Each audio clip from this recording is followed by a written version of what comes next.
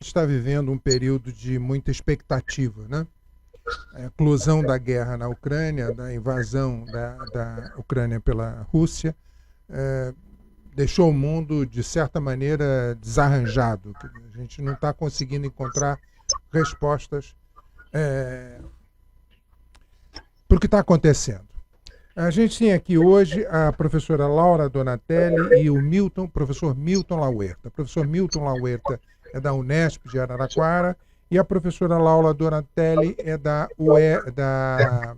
Universidade de Ribeirão Preto. E a gente vai refletir um pouco aqui sobre essas questões que esse conflito que eclodiu de maneira, pode-se dizer, um pouco inesperada, as consequências que esse conflito traz para o mundo hoje. Professor Milton, boa tarde. Boa tarde. Qual é a perspectiva que a gente tem aqui para os próximos tempos, com essa guerra ganhando uma dimensão de conflito bastante violento, pelo menos no que diz respeito à cobertura da mídia? Qual é a sua avaliação? Bom, boa tarde a todos, um prazer estar com vocês. A avaliação não pode ser nem boa nem muito otimista, porque é preciso ver um pouco além das aparências. E isso nos coloca já de saída num plano de extrema insegurança e instabilidade com relação ao desfecho da situação. Quer dizer, o que está evidente já neste momento é que nós temos uma cobertura de mídia extremamente tendenciosa e muito pouco explicativa das razões que estão na base deste conflito, que obviamente é sempre um conflito lamentável. Nós precisamos de buscar conversar e buscar estudar, enfim, e buscar abordagens mais bem fundamentadas e, principalmente, abordagens que não fiquem tão enviesadas pela dinâmica que já está dada. A que dinâmica me refiro? A dinâmica que jogou, de certa maneira, a grande maioria da mídia ocidental numa lógica de polarização. Ou seja, uma lógica de polarização que transformou a guerra numa guerra do Putin, presidente russo, que foi apresentado como o grande Satã, e é isso que está se destilando o tempo todo, né? E que tem alguns supostos. Então, se nós pensarmos por este caminho, esse caminho não vai chegar a bom termo. Nós, pela primeira vez, como tem dito, inclusive, setores do próprio Departamento de Estado norte-americano, nós estamos diante da possibilidade de um conflito que envolva a dimensão nuclear, pela primeira vez depois da Segunda Guerra Mundial, uma possibilidade efetiva. Porque o que se estabeleceu como parâmetro da mídia ocidental foram alguns supostos. Quer dizer, o suposto, primeiro, é que a Rússia, por estar fraca do ponto de vista político, do ponto de vista dos seus interesses estratégicos, ela teria se tornado agressiva. A ideia de que os russos são bárbaros, que os russos estão bombardeando hospitais, bombardeando famílias, bombardeando crianças, fazendo um desastre tremendo, né? Que os russos mataram ucranianos numa determinada situação e depois esses mesmos ucranianos, que em tese teriam sido mortos, aparecem prisioneiros dos russos, dizendo que não tinha sido o que aconteceu. O episódio do carro de combate, que foi apresentado como um tanque russo, era um carro de combate ucraniano. Né? Quer dizer, a reprodução de determinadas imagens de aviões derrubando aviões russos, que seriam videogames, ou mesmo o próprio pontual na Globo News, né? Se rendendo a isso e acabando por fazer toda uma narrativa que transforma o Zelensky num herói, que insiste na ideia de que havia um aviador ucraniano, o as da aeronáutica, o fantasma de Kiev, que estava abatendo aviões russos. Ou seja, então toda essa dinâmica, ela mostra, de um lado, que a Rússia é apresentada como um grande demônio, constituída por um exército de bárbaros, e que, no fundo, são fracos diante da heróica resistência ucraniana. E se fizermos uma análise mais detalhada, nós vamos perceber que as questões são muito mais complexas, inclusive do ponto de vista militar. Mesmo setores ligados ao governo norte-americano têm se apresentado em público para dizer que as coisas não são bem assim, que, na realidade, os russos não estão fazendo uma guerra, uma operação, digamos, de ocupação da Ucrânia, no sentido de se fixar na Ucrânia, de dominar territórios, que no fundo, os russos estão sendo muito cuidadosos, não destruindo a infraestrutura de energia, a infraestrutura de água, a infraestrutura de comunicações, mas essencialmente se centrando em alvos militares. Isso não sou eu, Milton, que estou dizendo, mas setores do próprio governo norte-americano, ou seja, ligados ao esquema de segurança norte-americano. Porque nos próprios Estados Unidos há um embate com relação no que se refere a como pensar as razões desta guerra. E vejam, toda a dinâmica que está em curso é para apresentar a situação como se a Rússia já tivesse perdido a guerra, mesmo que ela militarmente possa não estar sendo tão derrotada de modo tão evidente, mas que ela estaria fadada a perder a guerra, né, como tem sido apresentado. Ainda que os russos insistam que não se trata de uma guerra, mas uma operação militar especial. Agora, do ponto de vista substantivo, o que se nota é que os objetivos estratégicos russos, que têm forças armadas muito bem constituídas, eles estão se realizando, estão se cumprindo, e efetivamente eles estão isolando os setores militarizados da Ucrânia, estão limitando as ações desses setores. Agora, vejam, é uma guerra do Putin nesse sentido. Quer dizer, o Putin, que em virtude do suposto a qual me referi, que a Rússia estaria fraca e então ele teria tomado atitudes agressivas? Não exatamente. O processo vem em curso, isso, mesmo aqueles que estão numa torcida ensandecida contra a Rússia, têm clareza disso, de que estava em curso já desde o momento da desagregação da União Soviética, do momento em que o Gorbachev, inclusive, fez acordos no sentido de que a Ucrânia não entraria na OTAN, estava já anunciada que haveria um conflito complexo na Ucrânia, e, no fundo, a Ucrânia, nos últimos anos, vem vivendo uma espécie de guerra civil surda, com setores etnicamente russos ou de língua russa, mesmo que sejam não russos históricos, ou seja, a Ucrânia vem vivendo um processo de guerra civil. Então, o primeiro ponto é esse. A Rússia não quer exatamente incorporar a Ucrânia.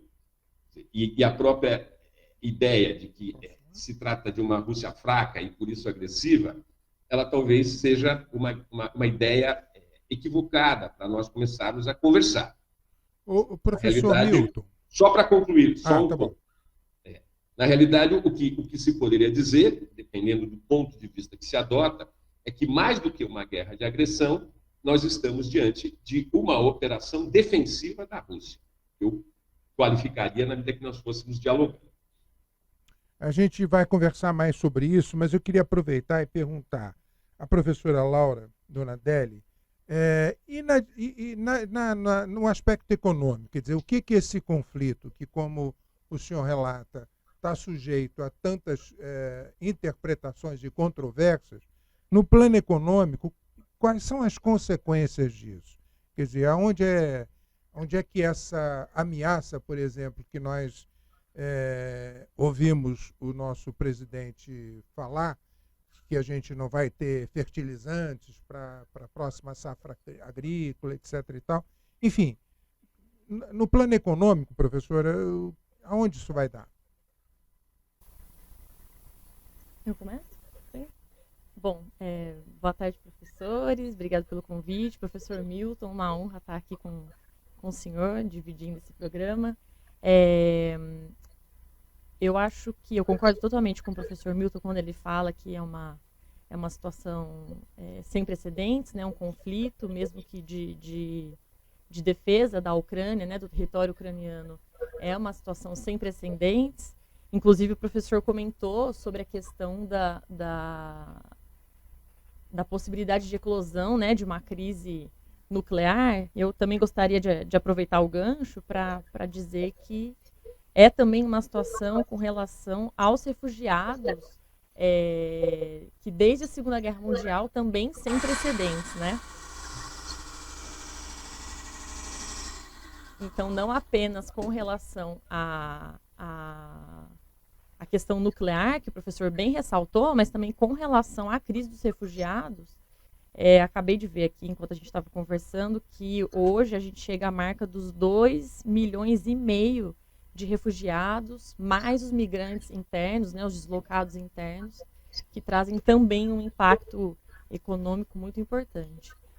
Eu acho que, de maneira geral, né, sendo bastante superficial, a questão do petróleo, do gás natural, do abastecimento, né, a gente tem discutido muito do Brasil a questão do abastecimento de petróleo, de fertilizantes, adubos, enfim, herbicidas, mas também pensar na importância desses temas para a própria Europa, né? Lembrando que na Europa o petróleo não é só para ser refinado, né? Não é só para o transporte, para o produto final, mas tem também a ver com a questão do aquecimento das casas, serviços públicos. Então, eu acho que o impacto ainda a gente está tentando dimensionar, né, a grandiosidade desse impacto. Até gostaria de ouvir o professor Milton sobre isso, sobre a questão da energia, enfim. Mas a única certeza que se tem é que ainda é imensurável o impacto desse conflito, né, dessa situação, com relação a toda a economia, não só brasileira, né, mas global, atingindo os mercados europeus, enfim. Essa guerra com desarranjo no mundo, como é que a gente vai sair desse impasse, né? Todo dia a gente olha o noticiário e a gente consegue fazer um diagnóstico hoje, amanhã já tem fatos novos. Eu queria saber de vocês dois o seguinte: há um certo sinal de que o Putin aceitaria a permanência do presidente da Ucrânia e que o presidente da Ucrânia aceitaria, de certa maneira, a ocupação dos territórios que fazem fronteira com o continente russo. Isso significa um sinal de que as coisas podem começar a mudar de patamar, arrefecer um pouco esse combate? O que vocês acham? Quem fala primeiro? Pode começar você, Milton. Bom, essa ideia de que é um sinal, né, eu acho que os sinais são os mais contraditórios possíveis, porque faria sentido esse diálogo entre o Putin e o Zelensky se essa fosse uma guerra entre a Rússia e a Ucrânia. Não é uma guerra entre a Rússia e a Ucrânia. No fundo, o Zelensky está fazendo um papel, como até disse um coronel norte-americano conservador, enfim, o papel de fantoche. Na realidade, é disso que se trata. Só poderá se chegar ao entendimento se outros atores entrarem nessa negociação seriamente. E aí, não se trata de menosprezar a figura do Zelensky, mas ele tem sido, insisto, tem feito o papel de um intermediário. Ele não está propriamente agindo com uma racionalidade que facilite esse tipo de entendimento. O que o Putin deixou muito claro com as ações desencadeadas na operação especial, digamos, é que o Putin pensou bastante neste assunto. Ele não está se movendo por uma maldade intrínseca dele, ou pura e simplesmente por uma perspectiva de recompor a União Soviética, ou recompor o que foi o Império Russo, a grande mãe Rússia de outros momentos. A questão é muito mais complexa. Está em jogo aí toda uma dinâmica econômica, conforme já foi apontado pela professora, que não envolve apenas as questões especificamente relacionadas a fertilizantes ou a gás e petróleo no momento imediato, mas envolve a relevância desses insumos, desses produtos, dentro de um contexto mais amplo de reestruturação da economia mundial. Esse é o grande nó que nós temos pela frente. Não vai se sair dessa situação se não houver uma negociação muito razoável que vai ter que envolver a China, inclusive, porque, no fundo, no que se refere aos objetivos estratégicos dos Estados Unidos, não está em questão apenas o confronto com a Rússia, mas está em questão o confronto com a China. Essa é a questão econômica de fundo que está permeando esse processo. Então, uma solução ela vai ter que envolver uma série de dimensões, inclusive geopolíticas, que são de grande complexidade, que não vão poder ser estabelecidas meramente por Zelensky. O Zelensky não tem nem autonomia para fazer isso. Uma delas é a reivindicação dele de que a Ucrânia entre na OTAN. Isso é inadmissível para os russos, do ponto de vista, inclusive, da sua segurança geoestratégica. Eles não vão abrir mão desta questão pura e simplesmente. Então, a tal da linha vermelha, né, professor? Como? A tal da linha vermelha, né? Exatamente. Quer dizer, são mais de 1.500 quilômetros de fronteira que não teria nenhum cabimento, pensando do ponto de vista do governo russo, da sociedade russa, de estar esses 1.500 quilômetros de fronteira povoados por mísseis de alta potência há muito pouco tempo de Moscou. Quer dizer, isso não tem sentido. E essa é uma questão que ela vem se arrastando desde o momento em que houve a desagregação da União Soviética. Quer dizer, ela foi sendo paulatinamente burlada. A OTAN foi expandindo, na minha perspectiva, de uma forma completamente anacrônica, seus tentáculos, e criando uma situação em que, como dizia o velho Maquiavel, lá em 1500 e pouco, né? Quer dizer, quando a guerra é inevitável, não adianta adiá-la. Eu penso que o Putin se moveu com essa lógica, na concepção dele, e eu não vejo ali um improvisador.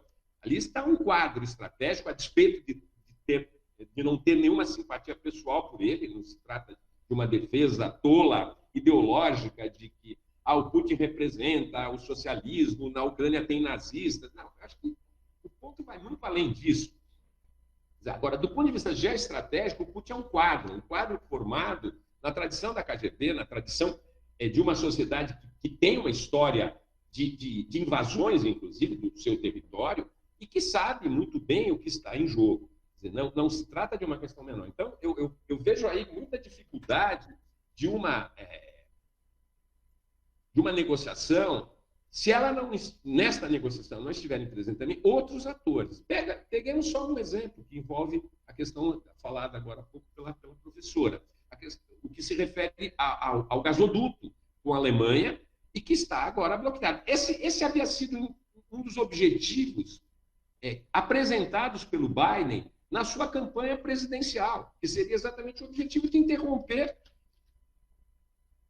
o gasoduto, ou seja, de não permitir que isso pudesse se realizar. Então, nós temos aí um jogo para ser jogado que envolve, sem dúvida, a presença norte-americana nessa negociação, não há como não estar, mas que envolve essencialmente a Europa. Que papel a Europa quer fazer? Quer dizer, qual é o sentido da manutenção da OTAN? Nós vamos militarizar toda aquela região que, de um modo ou de outro, é fronteiriça com a Rússia, em nome do quê? Quer dizer, em nome de uma possível guerra nuclear? É isso? Professor Milton, me diga uma coisa, esses atores, o senhor falou dos atores, eles estão à altura desse tempo que a gente está vivendo? Olha, esses eu atores penso que aí pegando Estados Unidos, lideranças da Europa, próprio Zelensky. Agora não estão se mostrando à altura, porque pensemos só um caso. Bom, a Ucrânia quer entrar na União Europeia e na OTAN, perfeitamente. Parece que não há nenhuma interferência externa no sentido de pressioná-los para isso. Parece que é só uma decisão do Zelensky. Mas por que o Reino Unido saiu da União Europeia? Já que esse é um objetivo tão legítimo, né? Agora, qual é o papel do Boris Johnson nisso tudo? O papel tem sido um papel de estimular a dimensão bélica, de estimular o conflito. Qual é o papel do governo francês? A mesma coisa, do premier alemão, a mesma coisa. Muito provavelmente, se tivéssemos a Angela Merkel hoje como primeira-ministra da Alemanha, o cenário não seria esse. Provavelmente teria tido outros encaminhamentos. Então, numa avaliação muito rápida, o que se percebe é que os atores não estão à altura do que está em jogo. Trata-se de um redesenho das relações internacionais, onde o tema das fronteiras se recolocou de modo dramático. E que, para isso, não vai se resolver, não vai haver uma resolução estimulando o conflito. Onde os governos europeus estão encontrando meio de mandar armamentos para a Ucrânia através da Polônia. Pô, é evidente que os russos vão bombardear toda a zona de fronteira. Não vai ser improvável se acontecer alguma coisa ali que envolva a Polônia. Aí o que vai significar? Guerra da OTAN contra a Rússia? E nós vamos ter o quê? Como nós vamos chegar ao entendimento assim? As reivindicações da Rússia, e no caso do Putin, são muito claras. É desmilitarizar a Ucrânia, transformar a Ucrânia num espaço de neutralidade, não permitir que a Ucrânia entre na OTAN. Bom, são exageradas? Temos que ver tudo o que está em jogo aí, do ponto de vista da energia, do ponto de vista do petróleo, do ponto de vista do gás, do ponto de vista do controle do Mar Negro. Todas essas dimensões estão na pauta. Se não houver uma negociação ampla em que se estabeleçam claramente as condições para um entendimento, não vai refrescar o Zelensky e o Putin se encontrarem, ou emissários de um e de outro se encontrarem. Isso só vai protelar o que está acontecendo. E o que é mais dramático é algo que está sendo cada vez mais estimulado, na perspectiva de uma escalada, pelo chamado mundo ocidental. Quer dizer, o papel da ONU não deveria ser, inclusive, dizer que vai armar setores da Europa para apoiarem a Ucrânia. Isso não tem cabimento. O papel deveria ser exatamente buscar uma negociação de alto nível na qual se pudesse colocar os termos de um futuro acordo. Um acordo que vai envolver uma série de relações, inclusive aquelas relativas ao gás, por exemplo, que é decisivo para a Europa e que os russos têm um controle sobre isso. Então, como é que as coisas vão ser solucionadas? As pessoas estão com uma ilusão de que vão derrotar a Rússia. Insisto, o pressuposto que eu falava no início, que a Rússia está fraca. Do ponto de vista militar, a Rússia não está fraca. E do ponto de vista econômico, a Rússia tem um entendimento com a China. E isso é que tem que também estar na pauta. Deixa eu fazer uma pergunta aqui à professora Laura. A falta, como disse o professor Milton, a falta desses protagonistas à altura do momento que a gente está vivendo acaba tendo como consequência esses 2 milhões de refugiados, 2 milhões de pessoas, de famílias que saem das suas casas, das suas cidades, dos seus negócios, da sua vida, enfim, e se lançam a uma situação que não tem perspectiva. Como é que a gente sai desse impasse? Quer dizer, a gente teve há pouco tempo na Europa todas as questões relativas aos refugiados da África, enfim, dos conflitos dos países muçulmanos, enfim. Agora a gente tem essa situação da Ucrânia. Qual o cenário que a gente tem daqui para frente?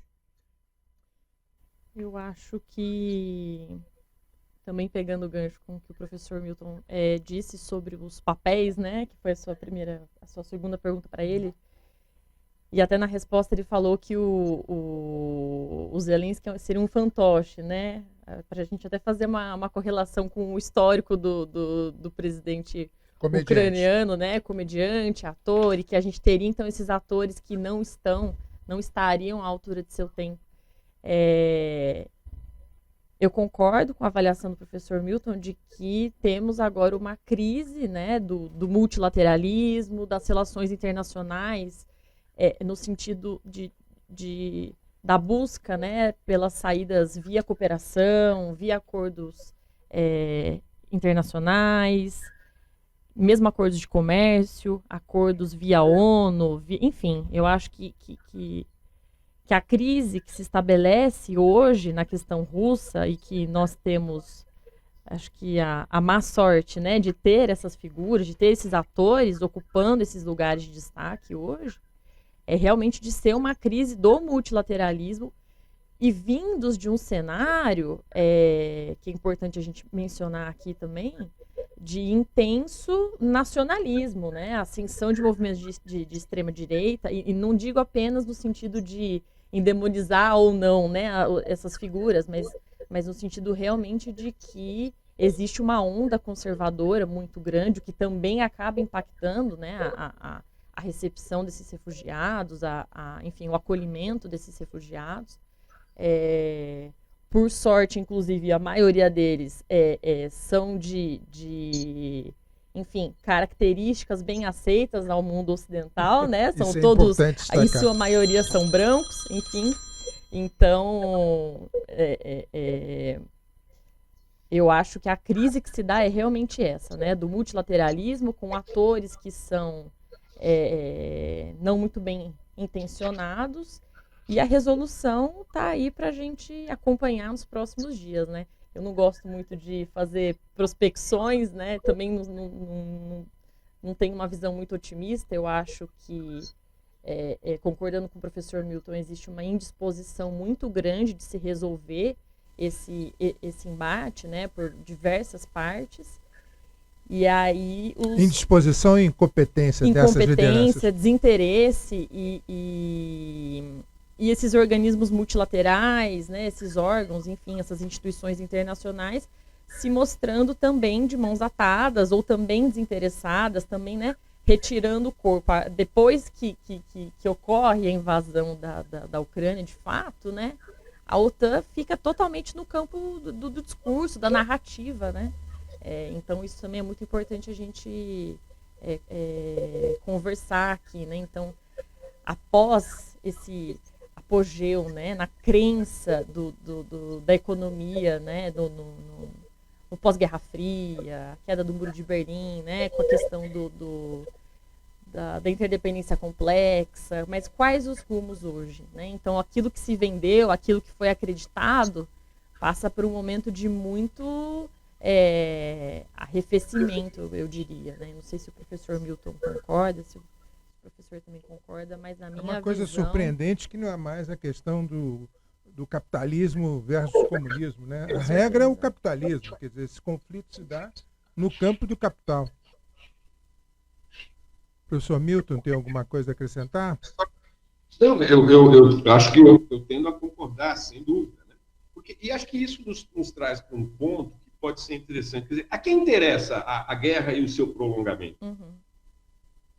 Se nós formos analisar, não interessa nem aos ucranianos, por razões óbvias, basta observarmos a quantidade de refugiados, nem para os russos, no que se refere à sociedade russa, né? Quer dizer, quem que de fato tem interesse? A Europa tem interesse? A Europa também não tem. Então, o que está acontecendo? Quer dizer, nós estamos vivendo movidos por que lógica, né? O que está na pauta disso, né? Quer dizer, no fundo, a impressão que nós podemos ter é que existe um conceito clássico que diz respeito a uma situação que é vista como uma espécie de dilema do Tucídides, né, de uma guerra antiga, que significa exatamente o quê? Uma situação no qual uma potência que se considera mais forte, ela obriga uma potência mais fraca a entrar numa guerra, através de um conjunto de circunstâncias, de provocações e tudo mais. Pensando a partir dessa ideia, da ideia do dilema de Tucídides, o que a gente poderia refletir? Que, no fundo, os Estados Unidos acabaram preparando uma armadilha para a Rússia, né? Com aquela perspectiva que eu dizia antes, que a Rússia está fraca, né? E aí, o que se vem à tona? Afinal, o que o Putin pensou? Ele não calculou direito?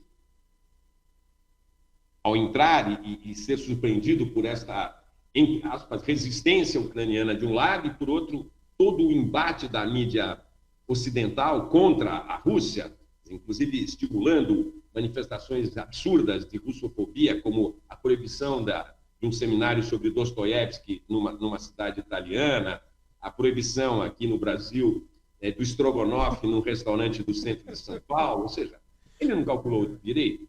Ele deveria ter insistido na diplomacia. Em função disso, ele entende a Rússia vai se dar mal? Talvez sim, talvez não. Eu penso que o Putin sabe o que ele está fazendo. Ele sabe que ele está jogando um jogo muito perigoso e arriscado. E ele resolveu pagar para ver, insisto, com aquilo que eu falei antes. Porque na concepção dele e do staff russo, que é um um governo muito articulado e com forças armadas profissionais articuladas, a percepção foi exatamente de que a guerra seria inevitável e que não adiantava adiá-la. O adiamento só traria mais complicações, né?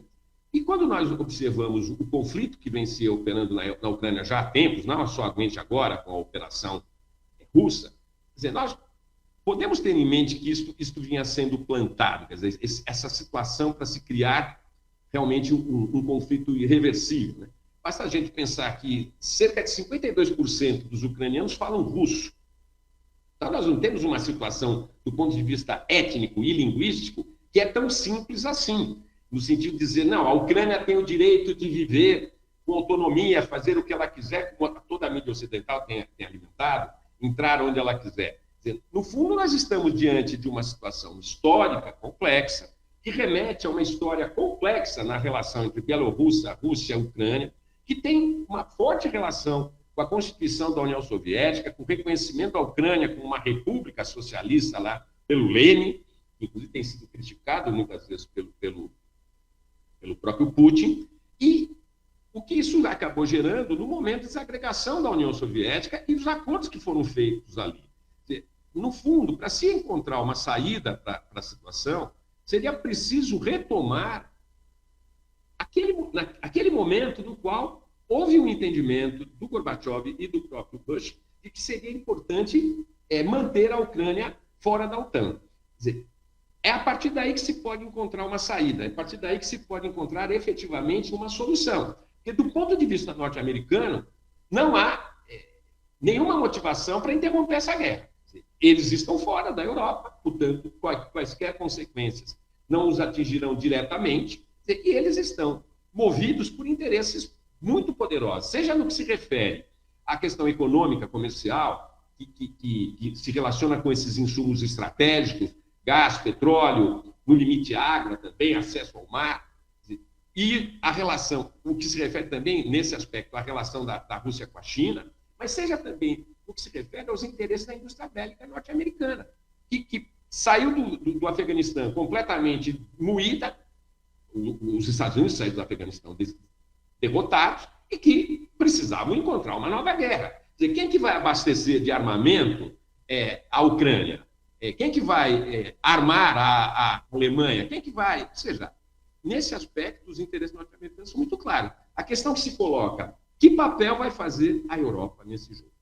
E como a Europa vai se portar?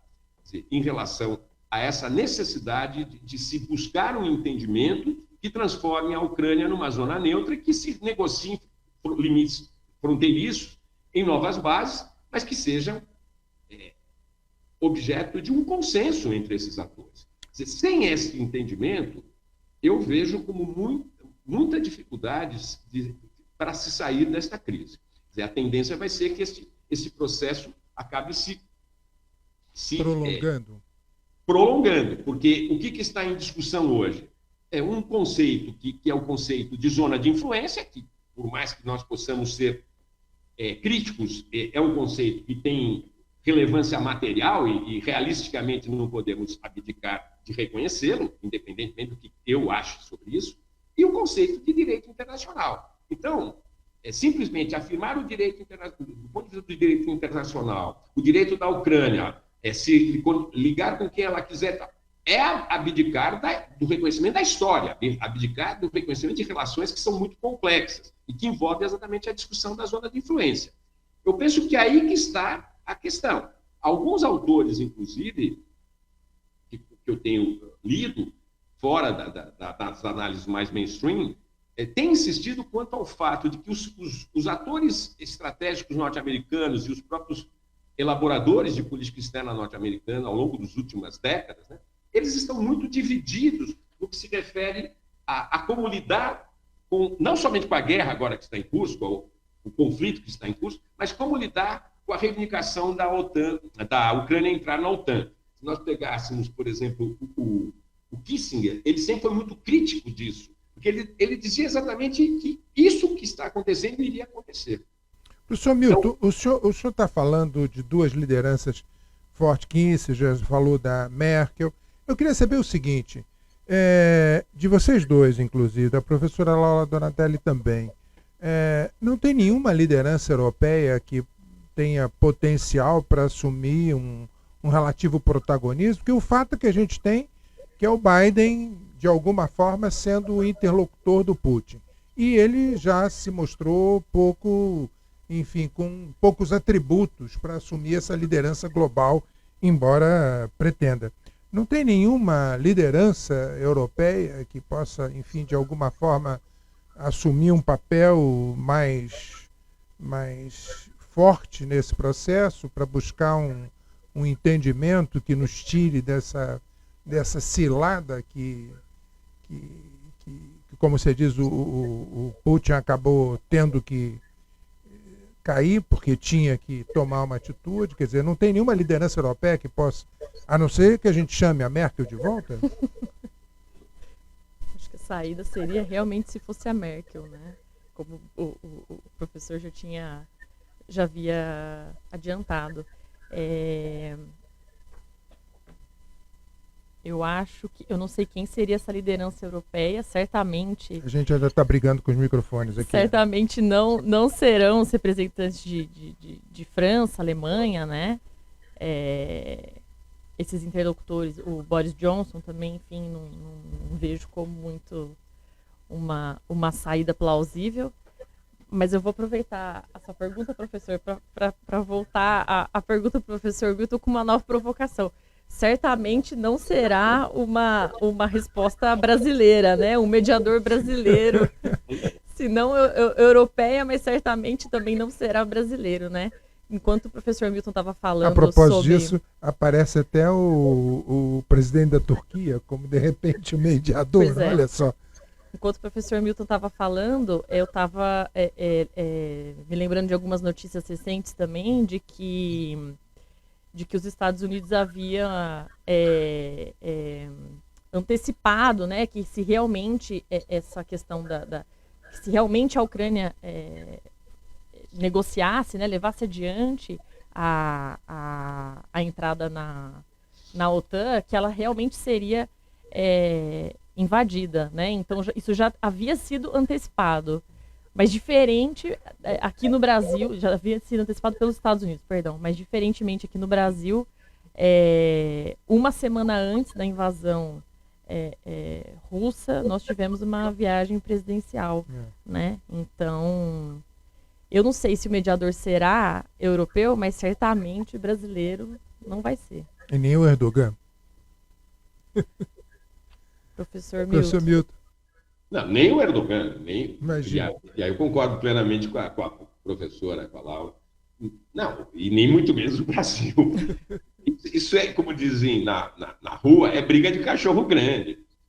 Aí os interlocutores têm que ser os grandes, não tem muita discussão. E tem que chegar ao entendimento. E os grandes ficaram pequenos agora, né? Que desesperador. Sim, mas eu digo, os que estão os líderes hoje estão muito aquém das circunstâncias.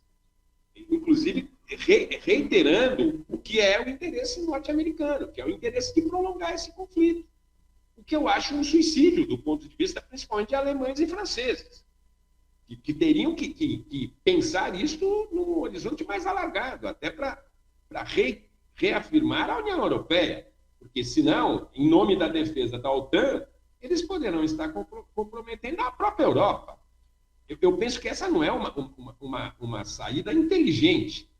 Nós não estamos, eu digo, o mundo não está lidando com um fanfarrão absolutamente inconsequente. Quer dizer, por mais que a mídia aponte o Putin como um demônio, ele é um quadro, é isso que eu disse no início, e precisa de interlocutores à altura. É um quadro duro, evidentemente, formado na tradição da KGB, ainda da antiga União Soviética.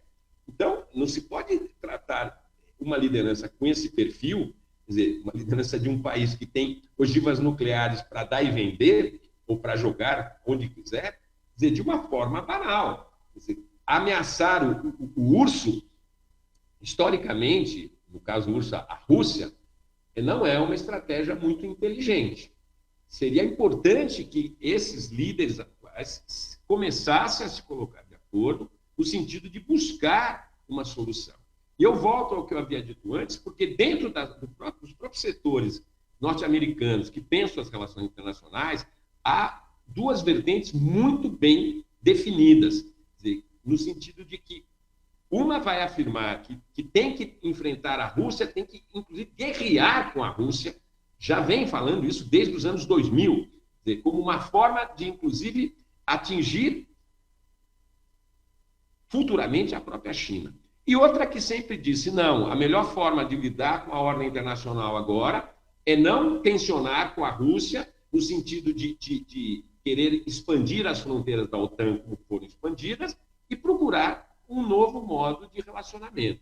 Quer dizer, o que está prevalecendo até agora no âmbito do governo norte-americano é a primeira tendência, de realmente transformar isso numa guerra que se prolongará, e que não será uma guerra só com a Ucrânia. Ora, as consequências disso são trágicas, se vier a acontecer. Precisa mudar o tom. Como que vai mudar o tom? Não vai ser com a negociação do Zelensky com o Putin. Não é aí que está a negociação. O Zelensky não tem nada a dizer, e eu não estou querendo banalizá-lo, que ele é um comediante ou coisa desse gênero, como muitas vezes a própria mídia que o salda faz, né? Ou aqueles que querem atacá-lo. Eu acho que o problema não é esse. O problema é o Zelensky está se prestando a um papel, e um papel que é muito perigoso, e que talvez ele esteja colocando a sociedade ucraniana em um extremo risco, exatamente pelo seu despreparo para poder ser interlocutor num jogo como este. O que vai ser feito? Cabe à ONU interferir e procurar encontrar meios de negociação. Sem isso, nós não vamos chegar a qualquer termo. Esse conflito vai se prolongar, ele vai se tornar cada vez mais destrutivo, a questão humanitária vai se acentuar, conforme disse a professora, o número de refugiados vai crescer, isto vai abalar a Europa radicalmente, e considerar que eles vão destruir a Rússia pelo estrangulamento econômico é ingenuidade também, porque a Rússia não entrou nesse jogo sem pensar nesta possível consequência. Não é à toa que a China está mantendo a posição que tem mantido. A China sabe o que está em jogo, e não vai ser com pressão do Biden que os chineses vão se apavorar. Do ponto de vista militar, inclusive, tanto chineses quanto russos estão muito bem estruturados. A questão aí importante é uma questão que envolve a diplomacia. E a diplomacia tem se mostrado aquém das circunstâncias. Bem, gente, a gente está chegando no final. Eu queria agora passar a palavra para a professora Laura Donatelli para fazer, enfim, o fechamento disso. Logo a seguir, o professor Milton, e a gente encerra esse nosso primeiro programa, que certamente vai ser seguido de outros tantos. Professora Laura.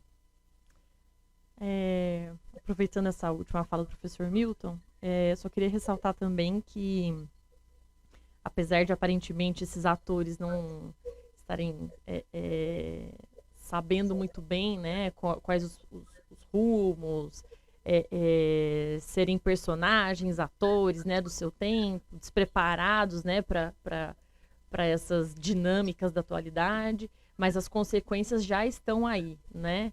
Então, no consumidor brasileiro, o preço do trigo, né, do pãozinho, que é base de tantos produtos, né, de tantas dietas no mundo afora, a questão da gasolina, dos fertilizantes, e uma questão de infraestrutura também, né? Então, eu acho que o que fica é realmente isso, né? Que, independentemente de quanto tempo isso vai durar, as consequências já estão aí, né? Já foram dadas. Milton, professor Milton. Eu estou plenamente de acordo com a professora e acho esse processo um processo dramático, lamentável, e que, de certa maneira, ele expressa a crônica de uma tragédia anunciada, porque isso vem sendo gestado há muito tempo. E o que mostra essa situação? Que a ordem internacional vai ter que ser repensada. Nós vamos ter que encontrar novos pactos, novos acordos. Não há sentido na permanência da OTAN num contexto pós-Guerra Fria, num contexto pós-desagregação da União Soviética. Como lidar com isso? Como lidar com a questão da segurança? A OTAN se transformou numa organização à procura de um inimigo. E, de certa maneira, o Putin, percebendo que ele era a bola da vez, que ele era o inimigo a ser, ele se antecipou e foi ao confronto. Eu não estou com isso em absoluto endossando as posições do Putin. eu só procurei trazer para vocês e para aqueles que estão nos ouvindo essa preocupação de não cairmos na lógica do bom e do mal, dos demônios e dos anjos, porque neste universo não há anjos. Há interesses, e interesses que precisam ser devidamente regulados, para que eles não se tornem destrutivos. E isso vai exigir um novo papel para a diplomacia e talvez a estruturação de novas instituições para regularem a ordem internacional. Isso é como eu vejo a situação neste momento, que, concordando com a professora, já é suficientemente desastrosa, mas que poderá se tornar muito mais, seja no que se refere aos insumos, como os fertilizantes, os grãos, seja no que se refere aos insumos energéticos, enfim. Imagine se, porventura, a Rússia interrompe agora e que a Europa ainda está no meio de um inverno pesado, o fornecimento de gás. O que poderá ocorrer? Ou seja, nós estamos numa hora difícil e precisa, exatamente por isso é necessária uma enorme disposição e muita clareza das coisas que estão em jogo. Quer dizer, precisa de uma disposição para negociar. Senão, nós vamos caminhar para algo muito trágico. Muito obrigado, professor Milton. Muito obrigado, professora Laura.